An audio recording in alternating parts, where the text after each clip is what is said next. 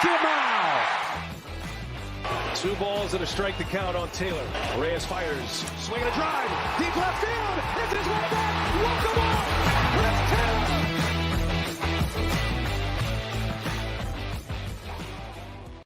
What's up, everybody? Welcome into DodgerHeads, presented by DodgerBlue.com. My name is Jeff Spiegel, joined today by Daniel Starkand, and we are talking Walker Buehler, and specifically with Walker Buehler out for an extended period of time, where do the Dodgers go from here? To recap, he has a strain in his elbow. He is not expected to pick up a baseball for 6 to 8 weeks, plus another 6 to 8 weeks to ramp back up if everything goes according to plan. Daniel, you and I have talked a lot this season about, are the Dodgers going to need and go and get a starting pitcher? For me, the answer long has been no, because they had 6 guys, and it's like, where do you fit in, and can you really upgrade over Anderson and Gonsolin at the back end? But for me, I'm starting to think Walker Buehler's injury changes that entirely. Where have you been on this question of should the Dodgers trade for a pitcher, and does the Buehler injury change anything for you? Yeah, I mean, I think prior to this injury, I was with you. I didn't really see a need for a starter.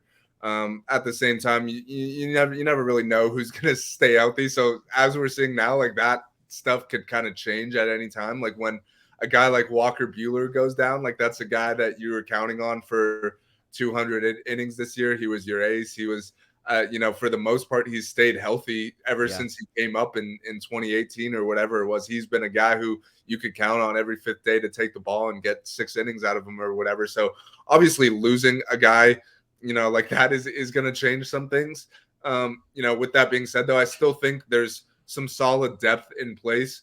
But I think right now we're kind of in wait and see mode. We're sitting here, it's the middle of June, so it's not like I don't necessarily think a deal needs to be made tomorrow or anything, but the deadline's coming up at the end of July or whatever. So I basically think you got a month to kind of see what's what. You could see, are Kershaw and Heaney going to come back and show that they could stay healthy? Are guys who make spot starts like a Mitch White, like a Ryan Pepio, can any of those guys kind of emerge and at least be, at least a decent 5th starter and eat up some innings? So I think you kind of got the month to kind of see where all that stuff goes, and then you could kind of assess, because right now, if you're going to go out and try and get a big name starter, it's going to have to be an overpay at this point in time. Yeah, absolutely. I posted some of these thoughts on Twitter, and I've mentioned them here before, but for me, the Buehler injury, the reason it changes things is because Buehler was one of those guys that, even with the performance as it was, you sort of felt like you could pencil him in, and you could say with a reasonable level of confidence that he's going to be there and that he's going to continue performing. Obviously, that has not played out. And what he leaves behind in the rotation is a bunch of guys who I have way less reason to be confident in for one reason or another. Andrew Heaney, due back. I believe he's got one more rehab start he's set to make this week. Expected to be back after that by the end of the week, early into next week. So that leaves you with a 5-man rotation. But when you go down the list, I think there's a significant drop-off in level of confidence, and it comes a lot earlier than you'd expect. Julio Urias is now your number 1 starter. I have said all along, I think you can feel good about that. I think he's one of the best pitchers in baseball. I think he has pitched, for the most part, fairly well. His last outing against the Giants, 2 home runs in the first inning. Then he retires 16 in a row, ends up with 10 strikeouts, velocity ticking up. I think you feel good about Julio. Yes, career high innings last year. That would be the reason for concern. And yet, he did pitch a career high in innings last year, and he seemed to be okay. And so I feel good about Julio. Number 2 on your rotation right now is Clayton Kershaw. When healthy, one of the best pitchers in baseball, but is just coming off of the injured list. Can you be confident that you're going to get 4 or 5 more months of healthy Clayton Kershaw? I think that's a concern. Number 3 is Tony Gonsolin. This is a guy who's got one of the best ERAs in all of baseball. He has already thrown more regular season major league innings this year than he ever has in a season before. His career high for an innings pitched in 1 year was 83.2. That was back in 2018. That was high A. So safe to say these are going to be slightly more stressful innings than those were. So do I believe in this stuff? Yes. Do I believe that he can give you 150 plus innings this year? I think the jury's out. How about Tyler Anderson? Threw 167 innings last year. So maybe you believe in the durability. But as we've talked about, this is a career 4.5 ERA guy. Yes, the Dodgers have unlocked some things, but Can you confidently say that he's a top 4 starter when you get into the postseason for a team with World Series aspirations? I don't know. And then Andrew Heaney, the guy who was really good in the few starts that we saw him before he's been injured, but he's been out longer than anybody else. And so I think I sum all of that up to say my answer has changed. With Buehler out, I think the Dodgers need to go and get a starter, and not just any starter. I think it needs to be a top 3 rotation guy. You look at some of the names that have been out there. We know Luis Castillo. We know Frankie Montas from the Reds and the A's. Another name, the Pirates, Jose Quintana, has been good so far this season, and the Pirates we know are not going to be competitive, so he could be another guy that could be available. What strikes you about those names? I mean, it's the same names we've been talking about for 2 or 3 years, it feels like, but are any of those guys needle movers to you, Daniel? I mean, I definitely think Montes and Castillo are both needle movers. Those are guys who are like, if they're your number 2 or number 3 starter, like you're in really good shape. But I also think, the Reds and the A's, even though they're not competing, that's pretty clear. Like these guys are going to be available at the deadline.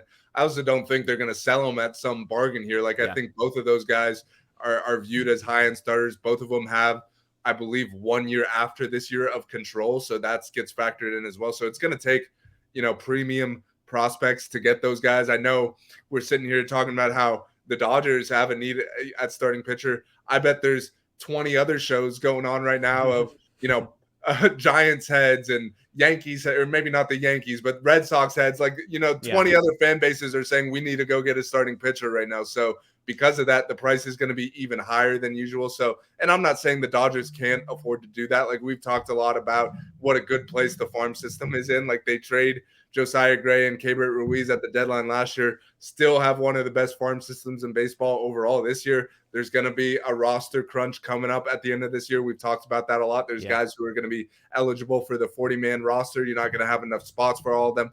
There's guys that are currently on the 40-man roster that you don't necessarily have a spot for them at the big league level. So there's plenty of guys to work from as far as trading goes. It's just a matter of what those teams will want. So I definitely think the Dodgers will be in the mix for any big name starter. I definitely think, like you laid out, you still got 5 pretty good starters in your rotation, but I'd say all 5 of those guys have question marks around them. And it only takes one of those question marks to actually come true before you really need a starter. So I'm definitely with you, leaning towards them going out and getting a big name starter. But I just think, we could talk about it now, but I just don't see any move happening, at least for another month here. So I think in the meantime, you're going to have to find a way to get by what you have with what you have. And who knows, maybe in the process of doing that, a guy like Ryan Pepiot kind of emerges as, what we know he can be.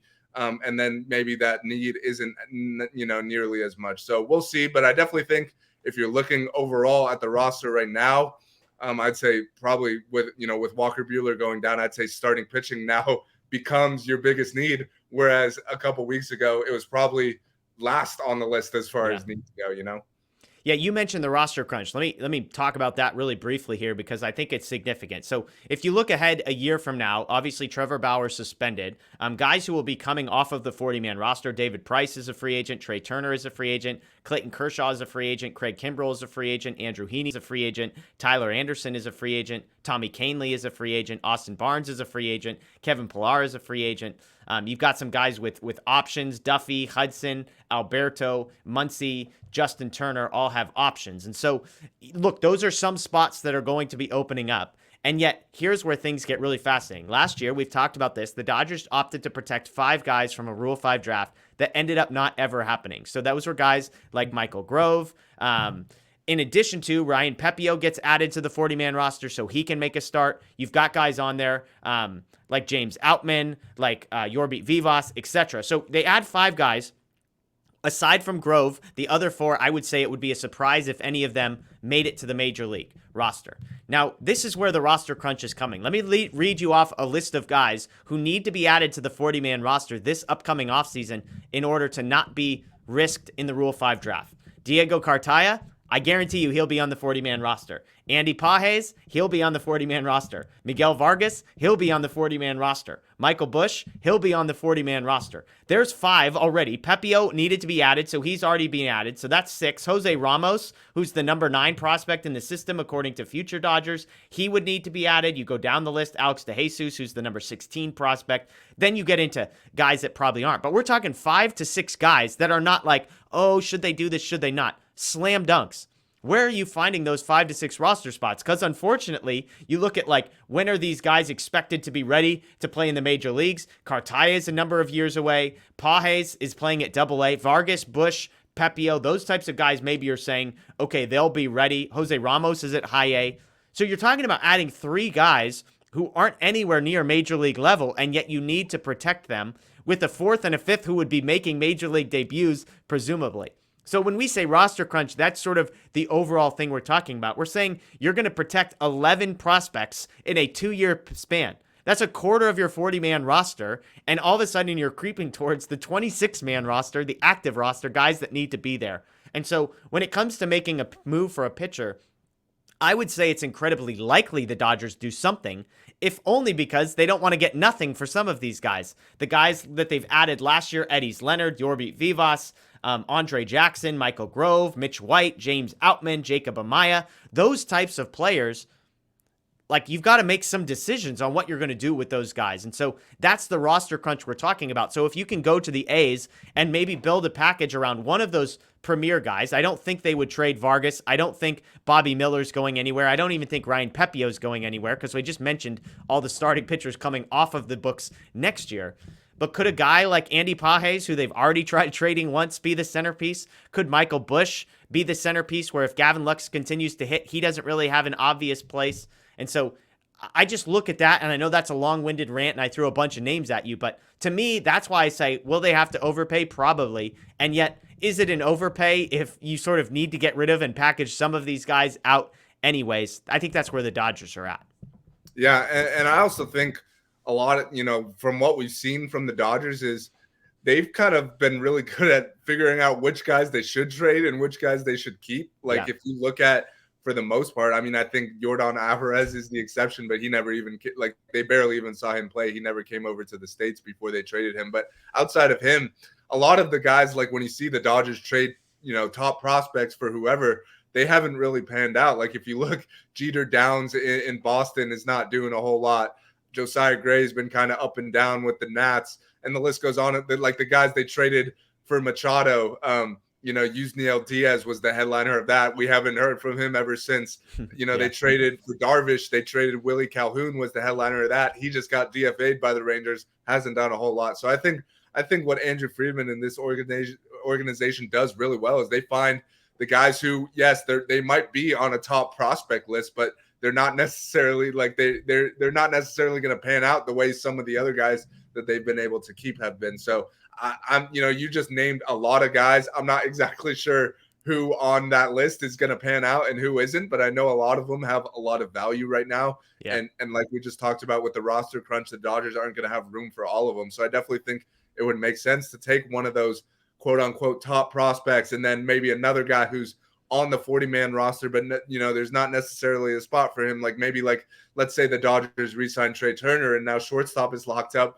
Well, where's Jacob Amaya eventually going to play? Yeah. Probably nowhere. So that's another guy you could throw into a package like that who does have some value as a prospect who's, pretty close to making the major league. So I definitely think we've seen Andrew Friedman do this in the past. They find the right guys to deal. So if they are going to make a move, that's I guess the best you could hope for. Let's trade the guys who are either blocked at a position or maybe they're a year away, but the Dodgers aren't as high on them as some other organizations. So I definitely think the Dodgers at least have that going for them. There's a lot of options to trade. It's just a matter of finding the right ones to trade and the right ones to keep. Absolutely. Absolutely. Well, there you go. Dodgers have a big decision in their future, whether or not they need to add starting pitching. As Daniel said, I don't expect them to do this super early. I think they wait till closer to the deadline, but the headline here is the Dodgers have plenty of pieces that not only are going to be attractive to other teams, but from their perspective, they need to move some of these guys. They need to recoup some value for some guys they just won't have room for. They do have a need at the starting pitching level. We expect them to have a need at the starting pitching level, I should say, at the major league level. So we'll see what happens. That's Daniel Starkand. My name's Jeff Spiegel. As always, we appreciate you joining us. Enjoy the rest of your day, and we'll see you soon.